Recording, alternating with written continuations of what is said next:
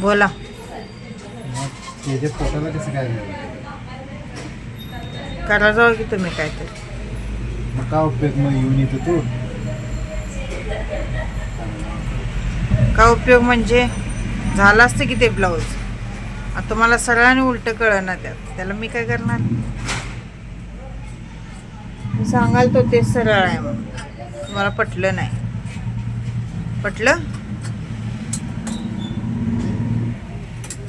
Teller असून तुम्हाला सरळ उलट कळना. हा होय. किती वेळात बोलते?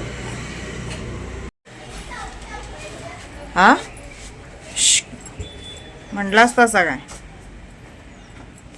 परवा आलेल्या ब्लाउजातली एवढी ब्लाउज तयार झालेली आणि चालू आहेत अजून 2-3 आहेत. अजून अस्तर आणायचे. घरचं वातावरण बघा 9 वाजलेले. मज्जा सांगते मी आजची दुकानातली तुम्हाला. आलीत आणि एक ब्लाऊज पीस कटिंग केला त्यांनी आणि त्या पीसचा असा गोंधळ झाला की उलटं कुठलं आणि सरळ कुठलं हे काहीच कळत नव्हतं. आणि त्याचे दोन्ही साईडचे जे काठ होते ते सरळच वाटत होते. त्यांना पण कळना आणि मला पण कळना. तरीसुद्धा मी माझं मत मांडले की बाबा हे सरळ असेल आणि त्यांनी म्हणाले की नाही ते सरळ असणार. असं दोघांच्यामध्ये म्हणजे वाद चालू होता आमच्यात. हे सरळ आहे किंवा ते सरळ. आणि शिवल्यानंतर आपल्याला त्याला काहीही करता येत नाही. म्हणून आम्ही काय केलं, कस्टमरला त्या फोन केला की बाबा म्हणजे साडीचा थोडासा फोटो पाठवा. मग ती म्हटली एक 10-15 मिनटानं पाठवतो. मग 10-15 मिनटांनी तिनं फोटो पाठवला. त्या फोटोतसुद्धा काहीही कळना की बाबा कुठली साडी म्हणजे कुठली बाजू उलटी आणि कुठली बाजू सरळ आहे. मग तिला काय मी म्हटलं, मीच फोटो पाठवले तिला काटाची. हे सरळ आहे काय बघा, हे उलटं आहे काय बघा, असं करून मीच तिला फोटो पाठवले. तर तिलासुद्धा काय कळना. ती शेवटी म्हणाली मी कुणाला तरी साडी घेऊन लावून देते आणि मग नंतर तुम्ही शिवायला घ्या असं म्हणत मग ते राहिलं. मग त्याने काय केलं, ते ब्लाऊज साईडला ठेवलं आणि हा जो साधा पीस आहे त्यांचाच आहे तो कट केला आणि मग तो शिवायला घेतला. आणि मग असं झालं की हे ब्लाऊज काय साधं होतं त्यामुळे लगेच तयार झालं. पण त्यांचं काय मत होतं, तू येऊन काय उपयोग झाला, काम तर काय झालं नाही, त्याच्यापेक्षा स्वयंपाक वगैरे झाला असता, तू कशाला आलीस, असं त्यांचं मत होतं. म्हणजे असं असतं बघा, चोराच्या उलट्या बोंबा म्हटल्यासारखं. आलं काम केलं तरी एक, नाही केलं तरी एक. म्हणजे माणसाने यायचं की नाही हे काय कळत नाही. मग त्याच्यावर आमच्या दोघात वाद चालू होता. मला म्हणत होती की त्या पोरग्याला आता जेवण वगैरे काय करणार आणि कधी जाणार. म्हटलं तुम्ही करा. म्हणताना म्हणत होती मग तू येऊन का उपयोग झाला, तू आलं नसतीस तर बरं झालं असतं, असं त्यांचं मत होतं. त्याच्यावर मी म्हटलं आले म्हणून साधा तर एक ब्लाऊज झाला, नाही झालं नसता तर म्हटलं आलं नसतं तो पण झालं नसता. कारण यांची जी बाहेरची कामं होती काय काय काय काय तेच करत ते सकाळपासून बसलेले होते. कटिंग तेवढं त्यांनी केलं आणि सकाळपासून त्यांनी तिकडंच बाहेरच होते. तेवढ्यात मी तो एक ब्लाऊज शिवला आणि नंतर त्या लेडीज आल्या. मग त्यांनी दाखवलं कुठलं उलटं कुठलं सरळ. मग परत त्या ब्लाऊजचं सगळं अस्तर वगैरे जोडून पाठीमागचा गळा कॅनव्हास वगैरे लावून तयार करून ठेवला आणि मग मी स्वयंपाक बनवायला आले. मग असं असतं बघा, केलं तरी एक, नाही केलं तरी एक. म्हणजे इकडं आड आणि तिकडं व्हील आपल्याला होती. आता मी हे दाखवत आहे तुम्हाला. मी कॅनव्हास लावून गळा आमची पद्धत कशी आहे ब्लाऊजला लावण्याची. तर इथं काय आपल्याजवळ ट्रायपॉड नाही आहे त्यामुळे ते काही व्यवस्थित ठेवता आलं नाही मला. मशीनला टेकवून मी फोन ठेवलेला होता आणि तुम्हाला मी दाखवत होते. गळ्याच्या आकाराने कॅनव्हास काढायचा आणि त्यानंतर कॅनव्हासला कापड लावून घ्यायचं पलटी मारून आणि मग तेव्हा आपण गळ्याचा तयार केलेला असतो कॅनव्हासचा तो ठेवायचा खाली आणि त्याच्यावर जो आपला पीस असतो त्याचा गळा ठेवून तो जॉईंट करून घ्यायचा. नंतर असे बारीक बारीक छाट मारायची आणि त्याच्यावर आणि अशी किनारे एक टीप येते. मग झालं. नंतर मग आतनं आणि हातशिलाई घालावी लागते. एवढी मोठी प्रोसेस असते त्याला.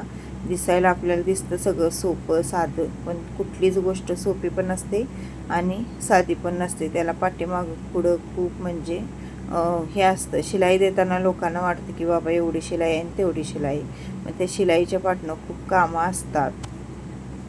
दिसायला आपल्याला वाटतं ही म्हणजे एवढी शिलाई आहे आणि तेवढी आहे. आणि त्यानंतर मग त्या कॅनव्हासच्या गळ्याला लागूनच आपण पाठीमागच्या बाजूला जो पुढचा फ्रंट असतो तो ठेवायचा असतो आणि दोन्ही असं मग पॅक करून वरची जी शोल्डरची टीप असते आपली ती मारायची असते. मारल्यानंतर पण याला ओरलाक वगैरे सगळे येतं.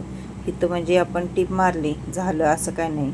एक एक बायका तशाच ओढून देतात बघा, अशी टीप असते ती अशीच असते. पण आमच्यात ओरलाक वगैरे फिनिशिंग सगळं म्हणजे प्रत्येक वेळी ओरलाकला उठावं लागतं, ओरलाक मारावं लागतं आणि परत आणि मशीनवर बसून शिवावं लागतं.